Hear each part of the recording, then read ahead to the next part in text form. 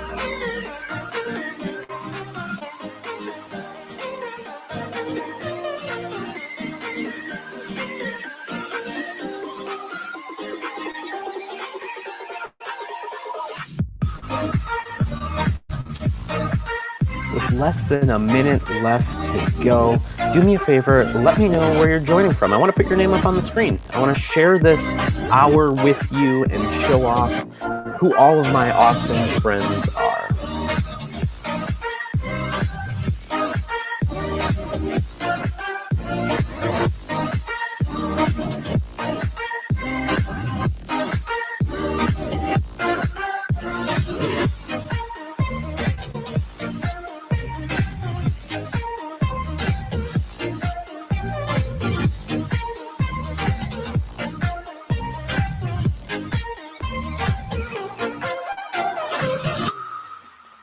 Hello and good morning. I hope you are doing well. Just going to check my focus, make sure we're looking okay. We'll get that out of the screen. I hope you're doing well.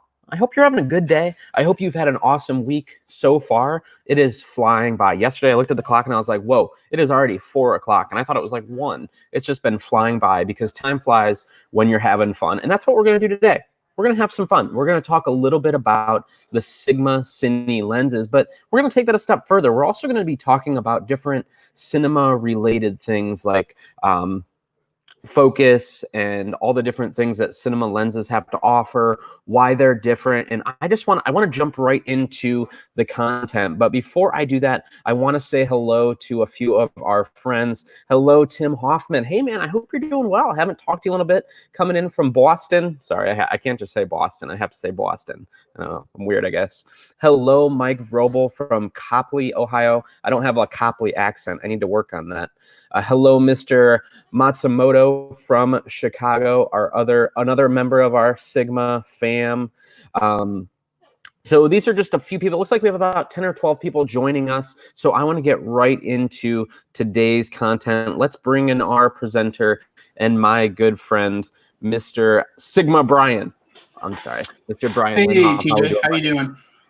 I am living the dream, ready to talk about singing. I got my notepad here. I'm ready to go because this is actually something I don't know a lot of things about. And even though I worked for Panasonic as a video company, I never really got into the lens side. So I'm going to be sitting back and taking some notes during this one as you to be still upon me all of your cinema knowledge. So let's get this started with telling us a little bit about, you, what do you do at Sigma? And, what are we going to be talking about today? So I wear many different hats. Most of them all have Sigma on them. But mainly I do, my technical title is Senior Cinema Specialist or Tech Rep. It kind of changes whatever computer I'm on and my signature is. But in general, what that means is I'm the main tech rep for the cinema side. I deal with cinema dealers and such. I also do a ton of stuff on the still side. I do some sales for us. My typical territory is, most of the country for the cinema stuff, but, Texas, Oklahoma, Arkansas, Missouri for the still side of things. So I used to be your guys' tech rep. Yep. We get moved around a lot, so you guys have the wonderful Brian Masamoto now. So I think you're probably in better hands than you were with me. He's pretty stellar. So but anyway, tech rep, do they only come in the Brian flavor? Is that it? Is that everybody there is named Brian, or? The ones that spell their name correctly and work for Sigma and work in the Midwest, that those are the best. So I love it. I love it. So let's go ahead and get your screen shared here. We'll get that added to the stream, and it looks like we are ready to kick off. And I'm going to turn it over to you, and I'll be watching for questions. Okay. So, I mean, so you look at this like shot right here, and it's one of the first images we ever released about our cinema lenses. So you see this big honking camera on the back. You see this big 18-35. You see a matte box on front, a follow focus, and all this stuff. And you're like, wow, that looks really expensive. And you'd be right. But you see one thing that's common if you're familiar with our still lenses is the 18-35. So the 18-35 was originally a still lens for us, and we've transported that into a cinema housing. The 18-35 was one of the first lenses that made us think of going into the cinema world. I know, TJ, you worked for Panasonic. How many GH5s and GH4s and whatever did you see an 18-35 stuck on the front of that camera? A ton. And actually, what's funny right now is I'm actually using one, and it's connected to a 90D because it's my tried and true. The video that I shot yesterday I shot, I think, the 1DX, and I was using the 15-35. I mean, the 18-35. It's my go-to lens.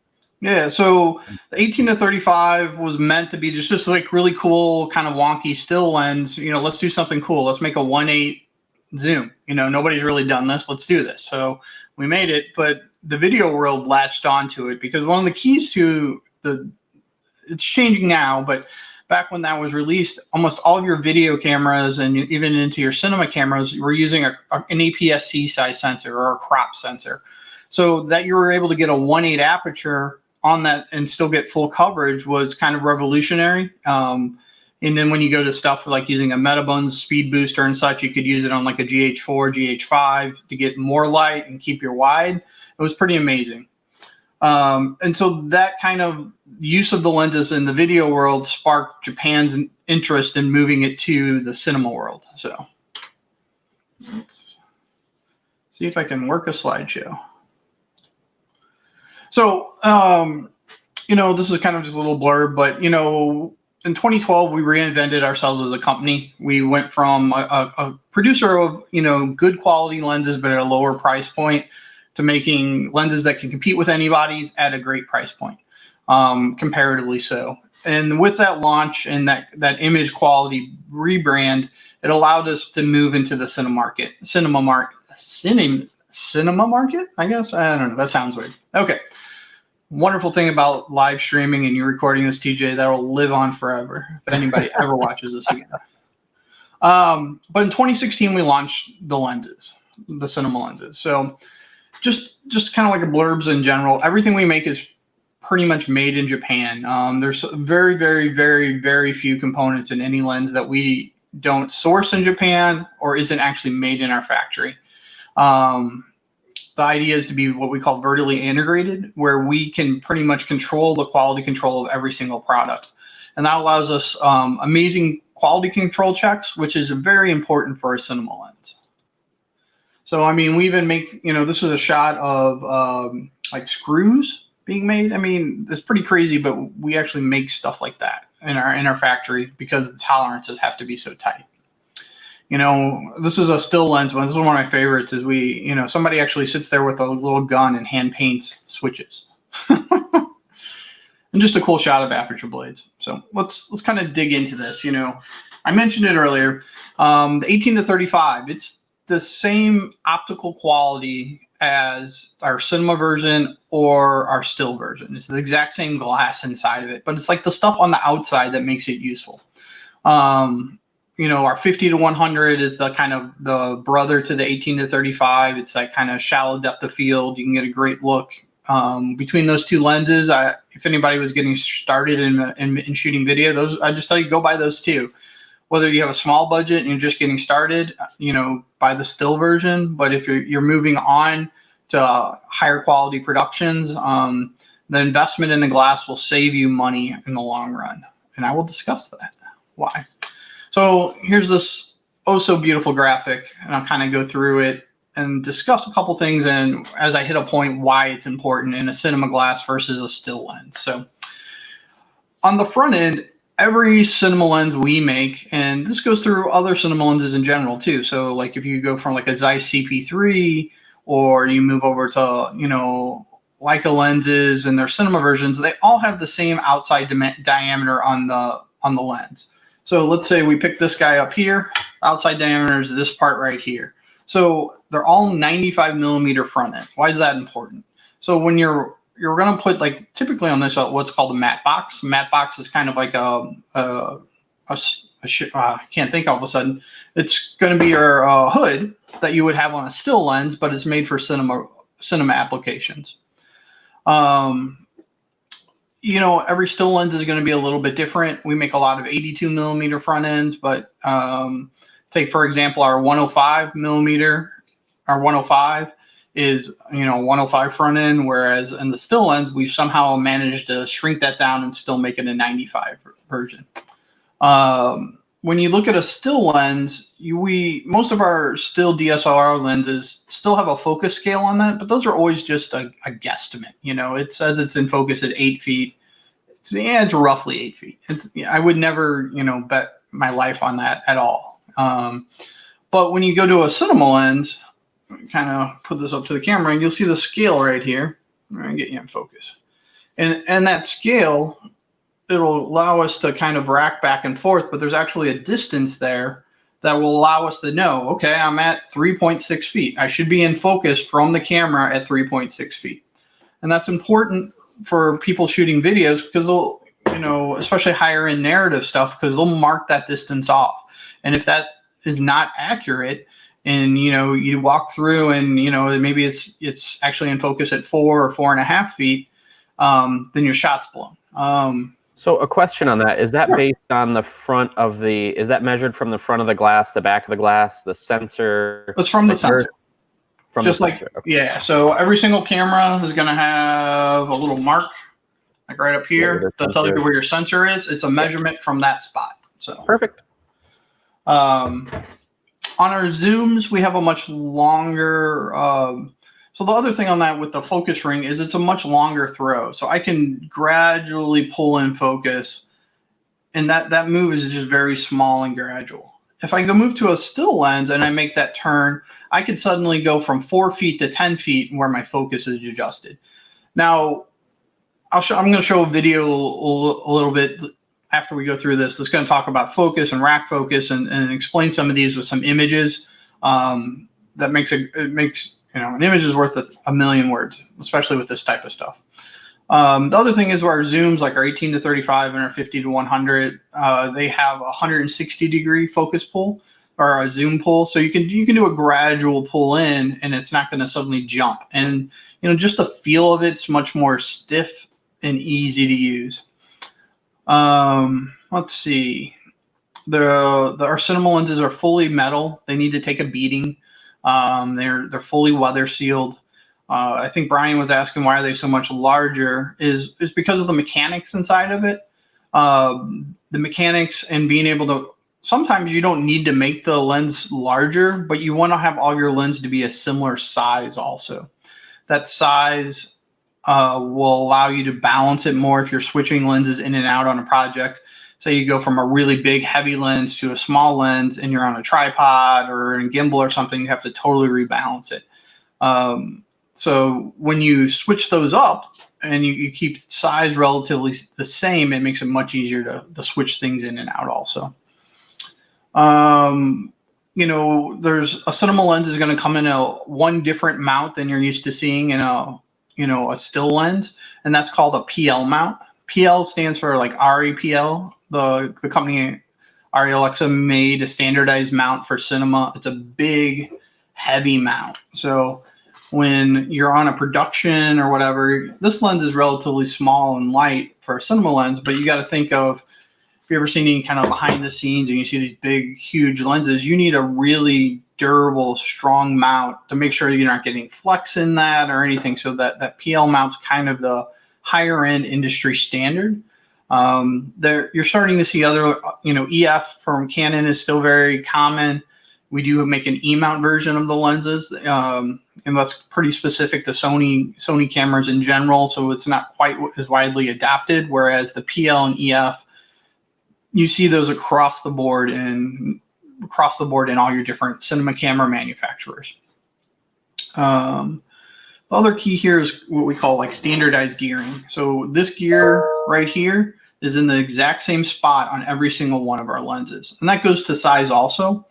By having the gear in the exact same spot, when you're swapping out lenses for a shot, and you have all this, like we call it GAC or whatever, you have a follow focus and all this stuff. If they're all in the same spot, you can take the lens off, put it back on, and just reattach stuff without having to make any sliding adjustments. It's a huge benefit. It's a time saver. It's a cost saver. It's just how it should be. When you have the right tool, it just makes something easier. The cost of these is significantly more than the still lens. There's a lot more that goes into making one. And they are, like, the sizes, they are bigger and they are heavier. One thing you're going to get on a still lens, you're going to get autofocus. You're not going to get that on a cinema lens. Cameras today do autofocus much better in video than they used to.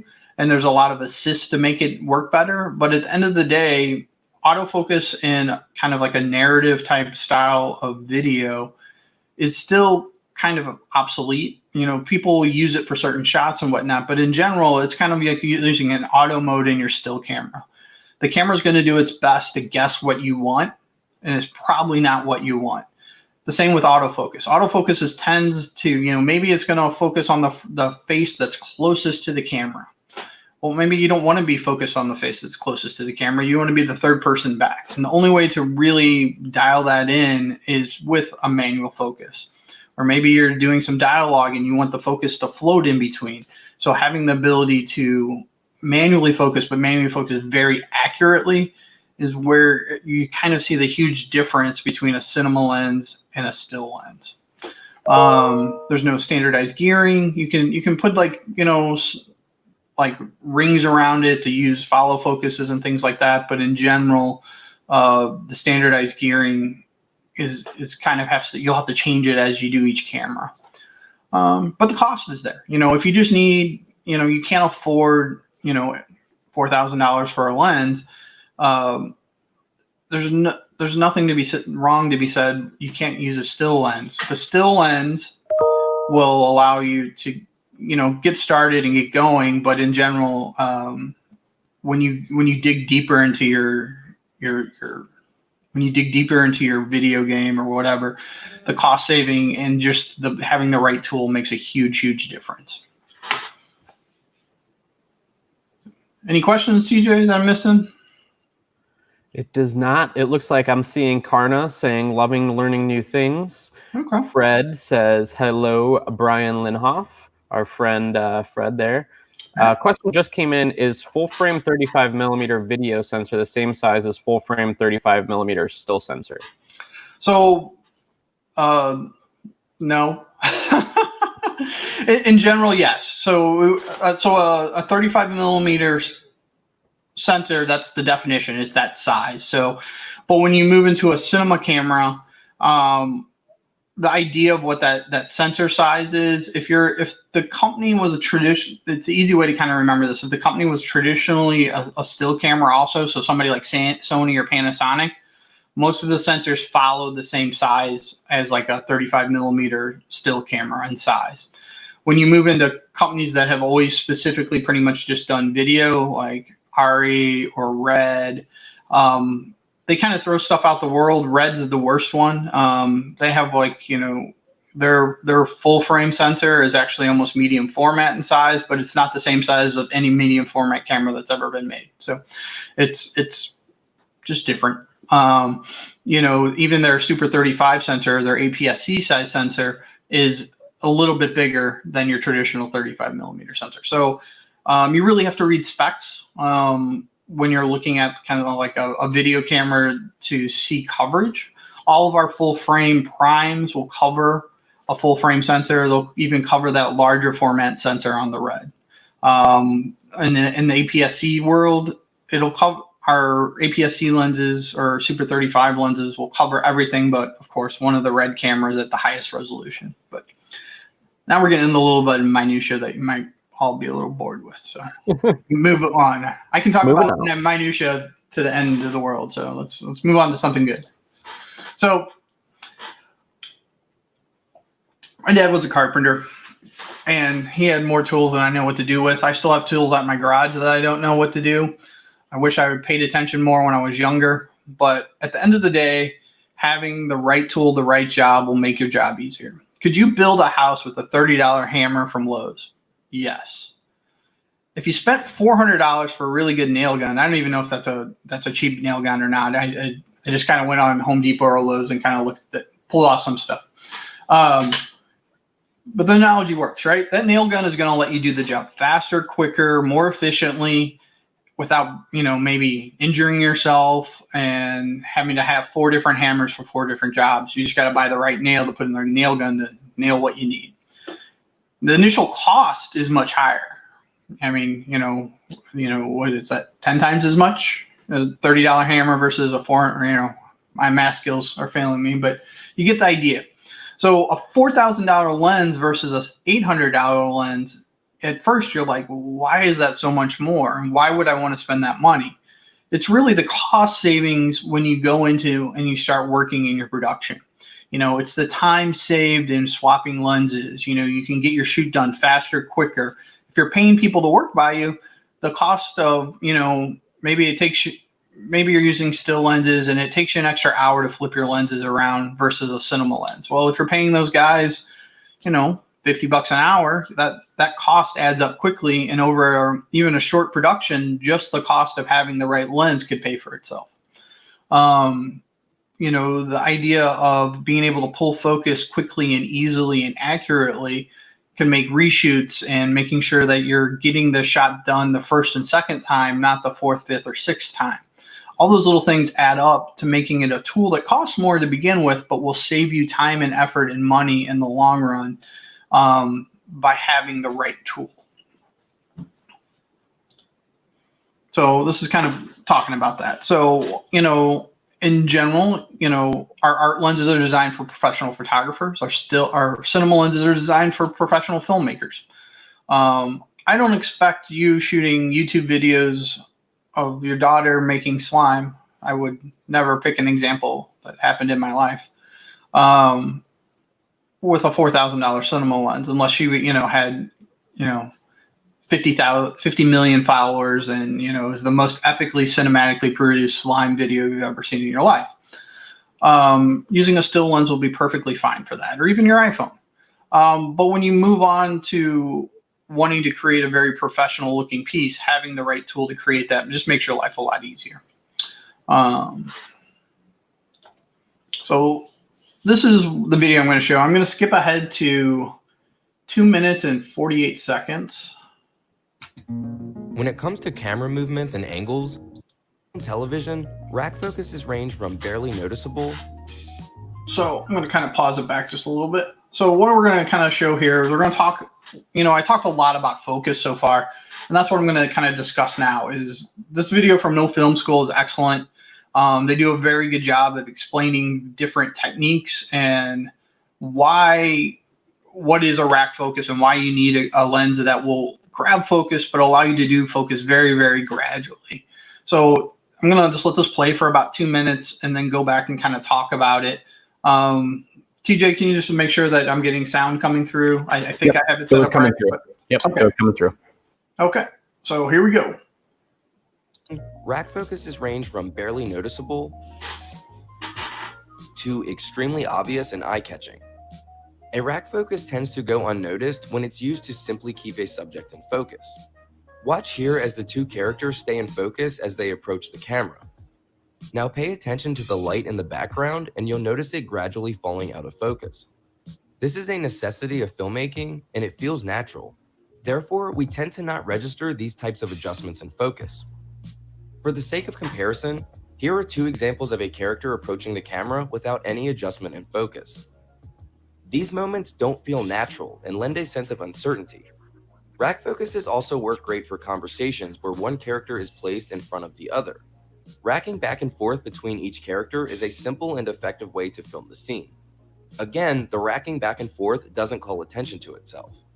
But more thoughtful rack focuses can be used during conversations to convey different feelings.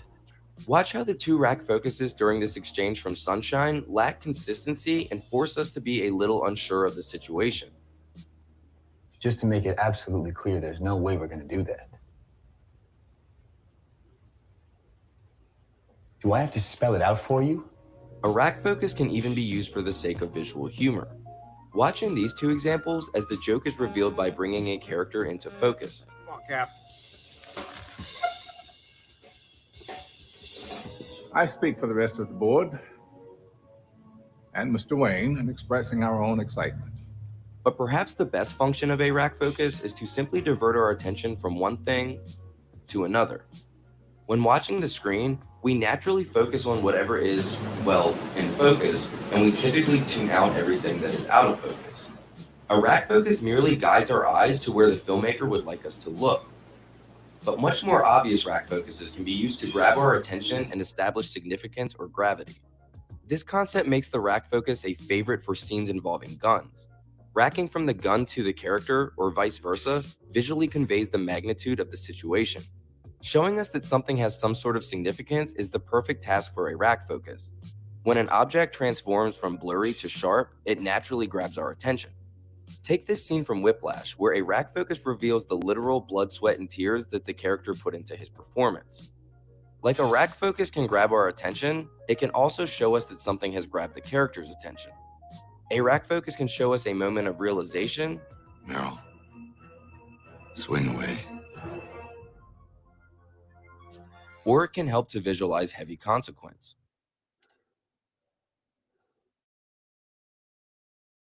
There's kind of I'll probably maybe ruin the next 10 hours of Netflix you watch, because now you're gonna look at all the rack focuses and pay attention to them.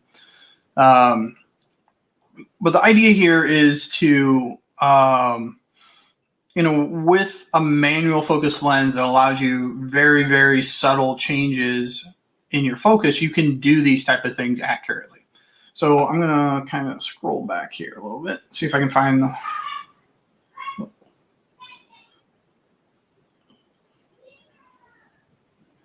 So like when we were talking about this like Pulp Fiction scene, being able to walk, while they're walking towards you, to be able to pull back focus, doing that with a still lens is probably next to impossible. You could probably do it, if you're really, really good, but that minute adjustment is so difficult. Having that way longer focus throw makes it possible to do a focus like that.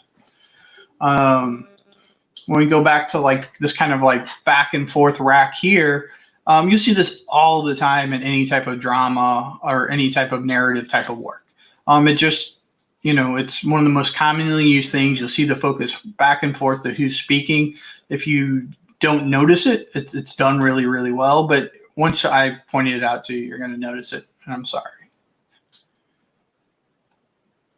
And let's go to, where was it? So like on these where, let me go back. So like here, where in the next like frame or two, they're going to walk in and the focus is set.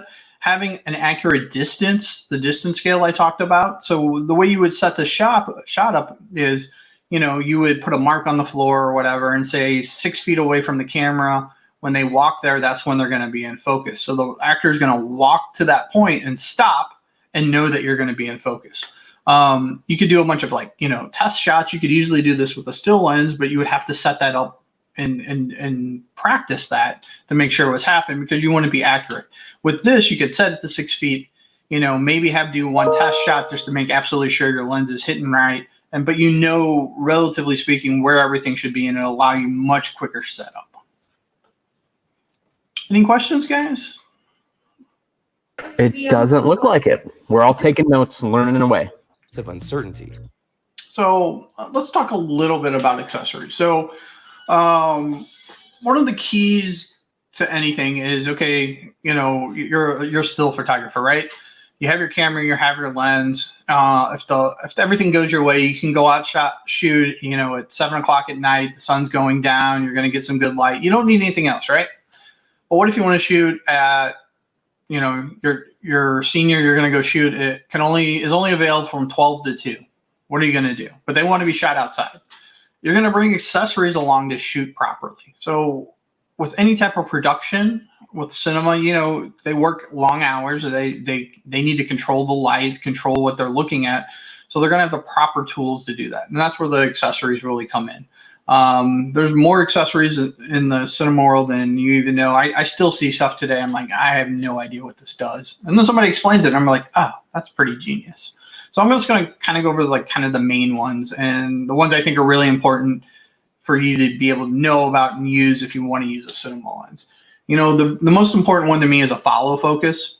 So you'll see it right here on this red camera, this 50 millimeter here. It locks right into the gears, and it just gives you, instead of me reaching over the camera like this to pull focus, I can be like this, and I can just twist the knob for focus. They're very accurate. They're very well machined pieces of equipment. A good follow focus, you can get a very, very low end average one for maybe $200-300. And they go all the way up to, $2,000, $3,000, $4,000, $5,000 based on what they want. If you look over here on this Blackmagic camera, you'll see right along the edge here, you'll see a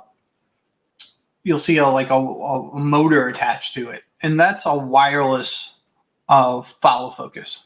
So the benefit to a wireless follow focus is I can be, the first AC is generally the person who pulls focus in a production. I could be over staring at a monitor with a big screen in front of me, and I can sit here and I can just pull focus while staring at that monitor, so that when, say, somebody in like that Pulp Fiction is slowly walking down, I can gradually pull focus and I can see it with my eyes, and I don't have to be in the shot. I don't have to be in front of the camera. It allows you to place the camera in different angles where you can actually pull focus. There's a lot of technology involved into it. You can do like automated focus pulls and speed and all kinds of different stuff, but it's still there's a fine art to focus pulling. If you're interested in pulling focus manually, I would suggest you can start doing it with your still lenses. Just set up your camera, turn the video on, set up some objects, and just start doing some little bit of pulls. It's all about muscle memory and practice. So the next accessory that you'll see on the front of most cinema cameras is what's called a matte box. Now, a matte box is like a hood for a still lens, but bigger and in some ways more useful in controlling the light. So you'll see around the matte box, you'll see the what we call the top parts, like an eyebrow, but you have different like flags and such on the sides. What that allows you to do is control how you want the light coming in. If you'll notice a lot of video and film, you'll see a lot of flares. So it's more of an artistic look and feel. Whereas in most still photography, we try to get rid of all flares that are out there. In fact, our lenses are incredibly flare resistant, but being able to block out your practical light from the side so the light's not hitting in incidentally, or the lights you have set up on the side with a big matte box is incredibly useful. Depending on the type of lens you're using, they can also be very flare prone. And without the ability to really block off incidental light and have it bouncing around your lens, you can get some really unattractive flares. Our lenses are pretty flare resistant, but we did just come out with a set of new cinema lenses I haven't mentioned yet, but they're called the Classics. We've removed a lot of the flare coatings, the stuff that prevents flares, to actually allow the lenses to flare a lot more. If I shoot those lenses without a matte box around it, it actually creates a pretty soft and ugly image. It's a much more technically challenging lens to use, but you can create some absolutely beautiful images if you know how to use it properly. Using a matte box helps greatly of, killing the incidental light, allowing just the light you want in to create the flare, but also increasing the contrast. One of the other things there, if you'll see in the bottom right-hand corner, you'll see what's called a 4x5 extra non-rotatable filter stage or whatever. So you'll know in the back of the matte box, these things slide in. And what these are filters. And filters for cinema are incredibly important. They can create a look for your film. And, just think about when we go back to that video, Pulp Fiction looked way different than, Whiplash or, The Matrix or whatever. Every film has a different look and feel. And a lot of times they create that look by putting different type of filtration in front of the lens. You can warm something up. You can soften people's skin tones. And that's all done by dropping filters in to your matte box. The other key in there is when you're shooting cinema, you don't have as much leeway in controlling your exposure. Let's take the instance. You want to shoot a video. You want to have a shallow depth of field. So you're shooting at, f2.8 or something like that. But it's a bright sunny day outside. And one of the keys to shooting video is whatever your frame rate is. So I'm shooting 24p or even say 30p. To get a proper looking video, you double that for your shutter speed. So there's two things I've just kind of locked down, right? I've locked down my shutter speed and I've locked down my f-stop for depth of field purposes, not exposure purposes. So that leaves me with ISO. Well, I can dial my ISO down to 100, but that could still be way too bright on the type of day you're shooting. So the one way to help control exposure would be a neutral density filter. And that's going to slip right inside those matte box things, and you can control that so you can get a proper exposure. So, this is a very crucial piece of equipment in most cinematographers' kits, because you want your film, you're telling a picture, you're telling your story through the look and feel of your image, and being able to get that image consistently is a key, and the matte box really, really helps with that. And the last super incredibly important accessory to me is stabilization. In today's day and age, you can have something like the Ronin over here. It's flying, I think, a red, with our 50 to 100 on it. So that'll keep your image nice and move. You can take that off. You can move around, and you'll get a really, really stable image. It works the same with a smaller Ronin or even like a DJI Osmo that you put your cell phone on. It just keeps your image nice and clear and small. The bigger ones are helpful because you're going to be, putting bigger cinema cameras on them. But the same applies to the smaller ones. A good set of sticks or a good tripod. I took, the Sigma 200 to 500 as a perfect example of an overly large lens that somebody would actually conceivably use on a production. And you have to have a really good tripod to hold that type of weight. As we start adding gear and other stuff to the thing, the setup gets heavy. So you need to have a good tripod that'll hold it, but you also need to have a good head that will allow you to make movements slowly in that. So a lot of times you'll lock down your shot and it'll move, but there's other times where you're going to want to be able to, when you're on your tripod, to take it, release it, and be able to get some camera movement in it. And you need a good, what we call like a fluid head or a good video head to make that happen. When all else fails, you can always take the 2 to 500 and just have somebody hold it for you. You can get a Sherpa, just like that image. So, TJ, you're going to be my new Sherpa.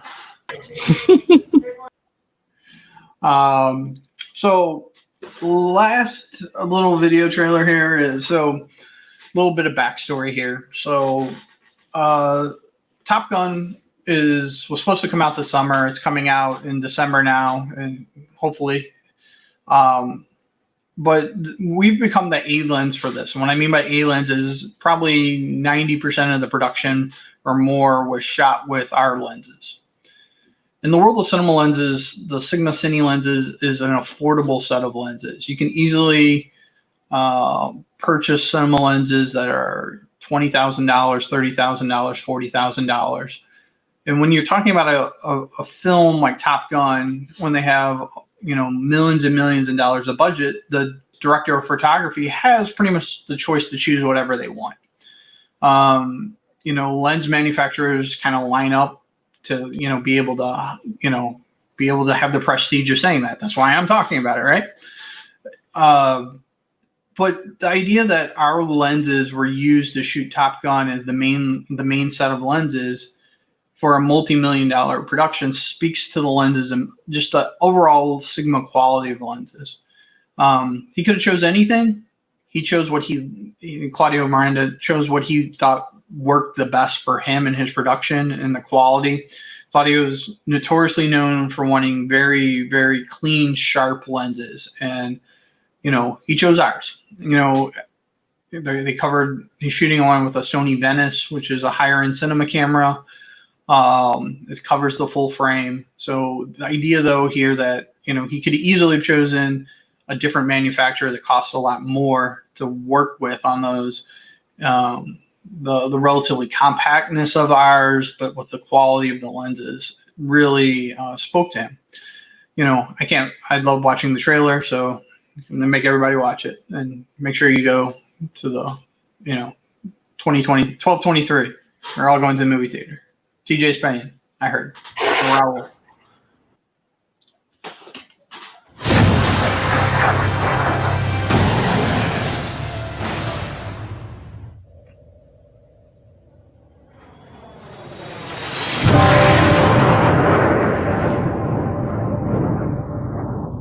Your instructor is one of the finest pilots this program has ever produced.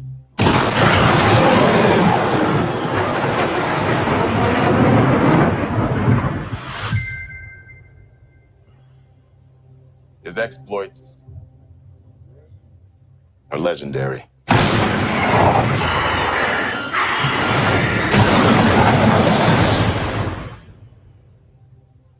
What he has to teach you may very well mean the difference between life and death.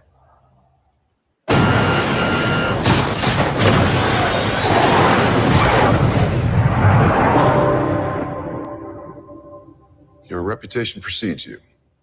I have to admit, I wasn't expecting an invitation back. They're called orders, Maverick.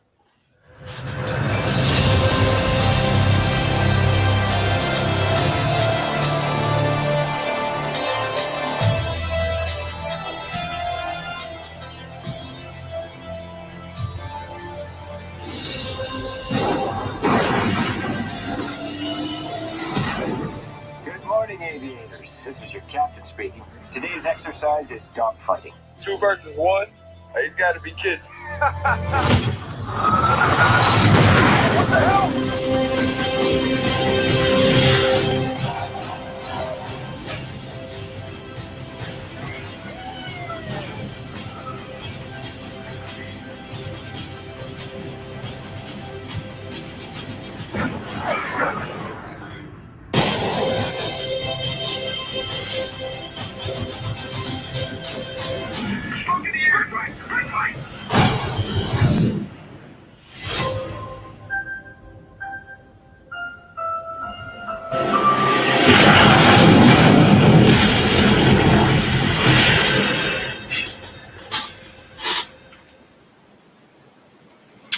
So anyway, I'm a sucker for I'm a sucker for that trailer. So I show it as much as I can. I just like go through, like all those like awesome wide shots and, those tight, clean, rack focuses, portrait shots. And I just think, oh, they must have used the 14 there, or, how that has to be 85. And I just love to kind of go through it and try to analyze what lens they use where. Yes, it's a really geeky, nerdy thing to do, but, It's super cool. Yeah. Super cool. So just kind of the dig through and did I put that in there twice? Must have. So, just to kind of give you guys an idea of what we have in a cinema lens, we have 3 zooms, an 18 to 35, which I talked about, the 50 to 100, kind of like the black sheep of the family is our 24 to 35. Our 24 to 35 is a full frame zoom versus the 50 to 100 and 18 to 35. So, I think I did kind of forget to mention one thing on a cinema zoom.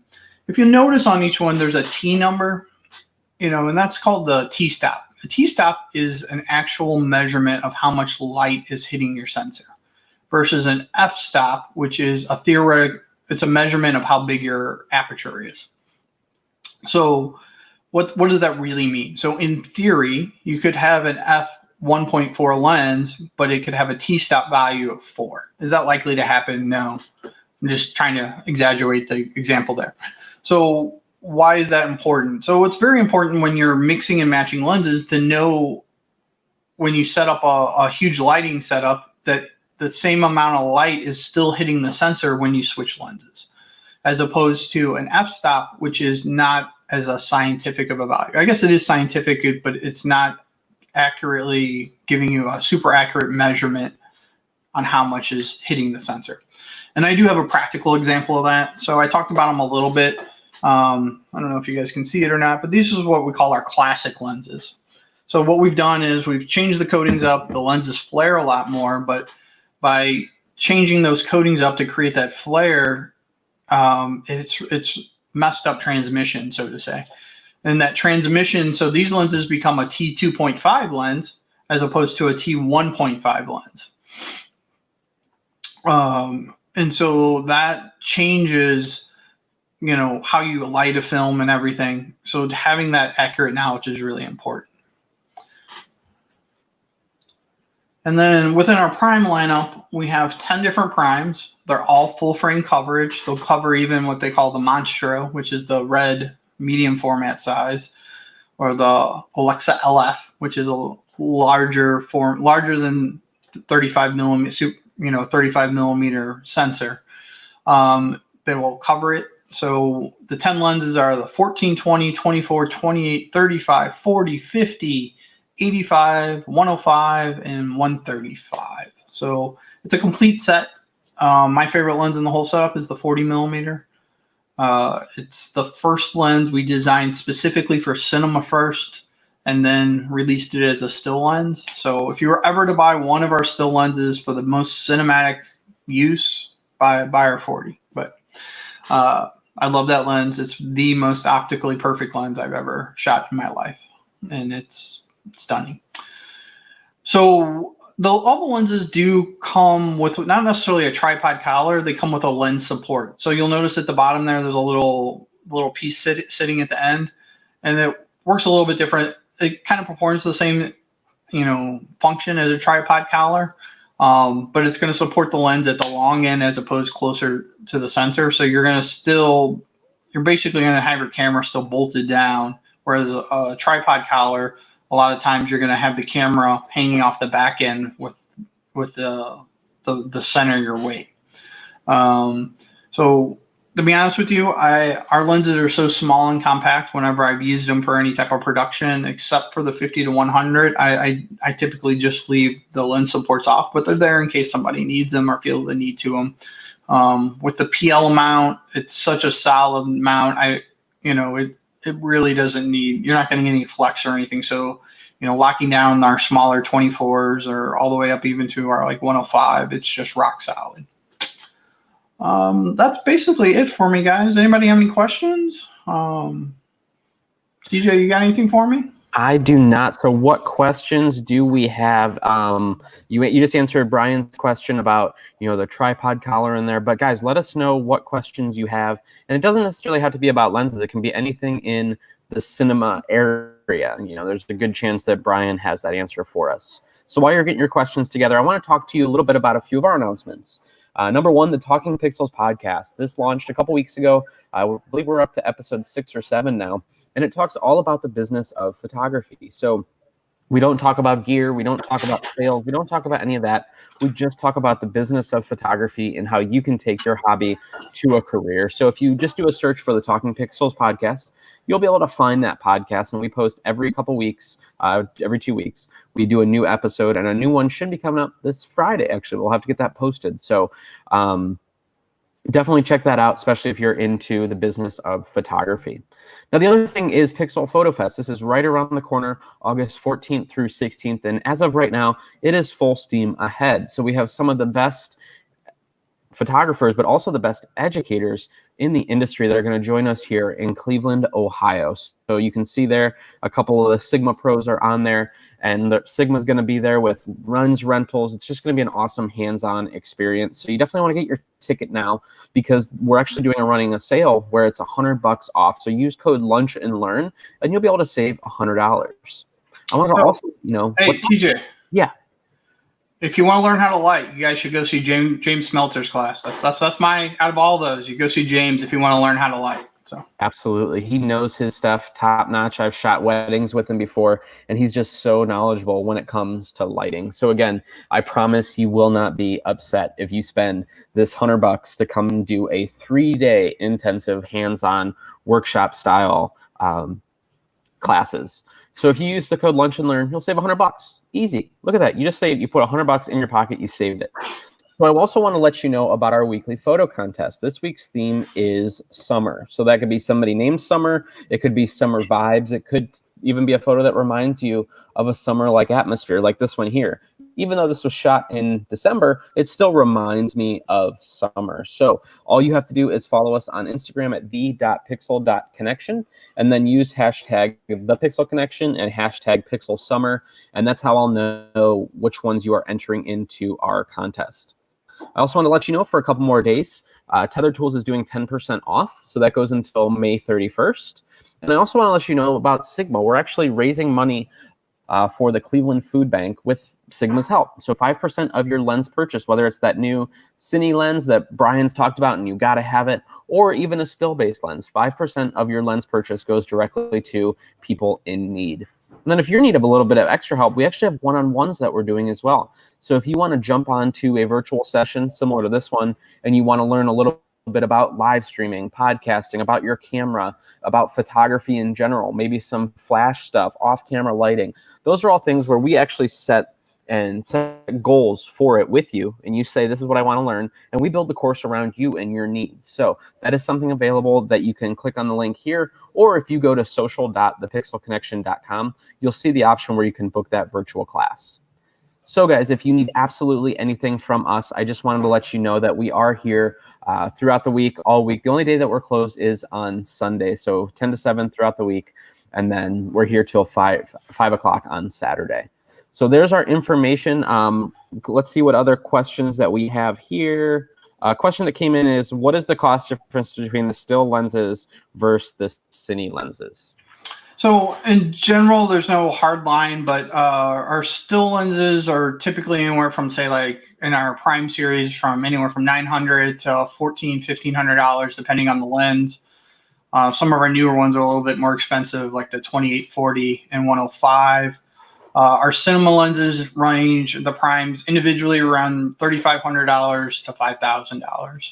You can buy those in sets, though. You're typically not going to buy just one prime lens to go shoot your production. You're going to need, 3, 4, 5 lenses to get everything you need. So we typically sell those in sets. And we offer discounts based on set purchases. Do you guys rent our lenses, TJ? I feel remiss for not knowing this. So yes, we do. We do rent those here.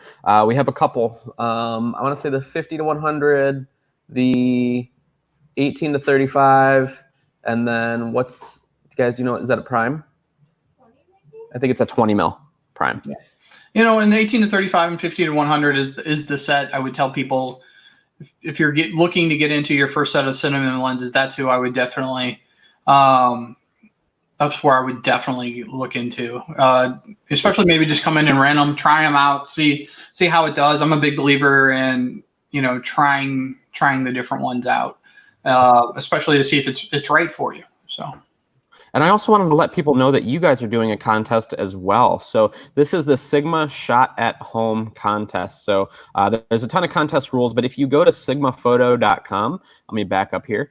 Go to sigmaphoto.com, you'll see right on their website where they have the banner for the Shot at Home. And if you click on Learn More, it'll talk a little bit about the contest. And this is both a still and video contest. So it's a great way to earn or win. I think it's like a $500 prize for the one. So again, it's a great way to earn a little bit of extra cash or gift cards while you are at home. And that's, again, both photo and video.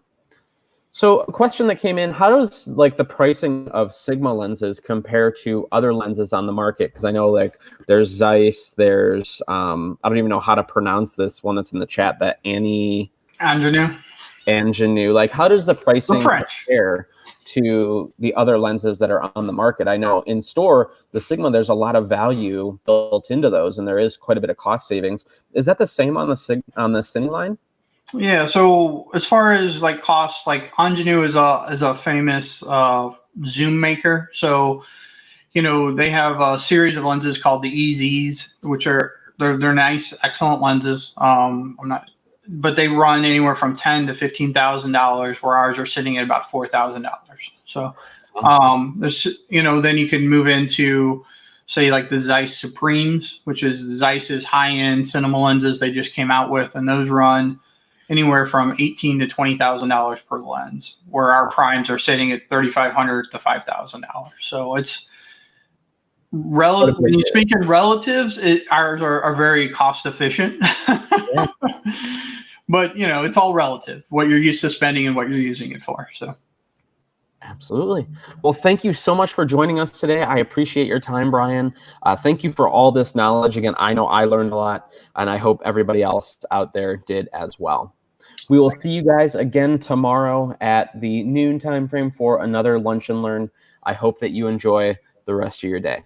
We'll see you. Thanks, TJ. We'll see you guys.